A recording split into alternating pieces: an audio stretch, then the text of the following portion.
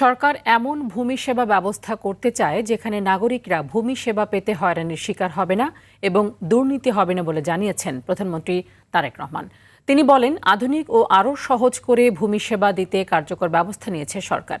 দেশব্যাপী ভূমি সেবা মেলা 2026 উদ্বোধনী অনুষ্ঠানে যোগ দিয়ে এসব কথা বলেন প্রধানমন্ত্রী। এ সময় প্রধানমন্ত্রী আরও বলেন, নাগরিকদের দোরগোড়ায় ভূমি সেবা পৌঁছে দিতে ভূমি অ্যাপ চালু করেছে সরকার। এর মাধ্যমে জমি সংক্রান্ত সমস্যা অনেকটা লাঘব হবে। মধ্যস্বত্বভোগী দালালদের দৌরাত্ম্য কমে আসবে বলে জানান সরকার প্রধান।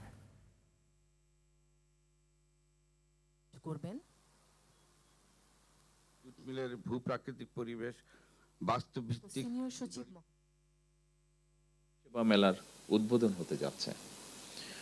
ভূমি সেবা মেলার উদ্বোধনী অনুষ্ঠানে সম্মানিত সভাপতি, উপস্থিত মন্ত্রিসভার সদস্যবৃন্দ,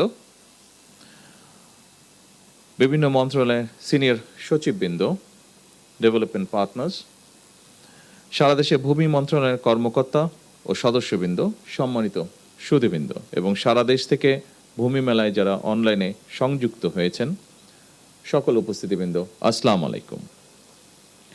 ভূমি কিংবা জমি সংক্রান্ত তথ্য হালনাগাদ করা কিংবা খাজনা প্রদান, এইসব বিষয়গুলো সম্পর্কে ইতিমধ্যেই আপনারা যারা আলোচনা করেছেন কম বেশি তাদের কাছ থেকে আমরা জেনেছি, আমরা সকলেই কম বেশি তাদের কাছ থেকে শুনতে পেয়েছি বা জেনেছি।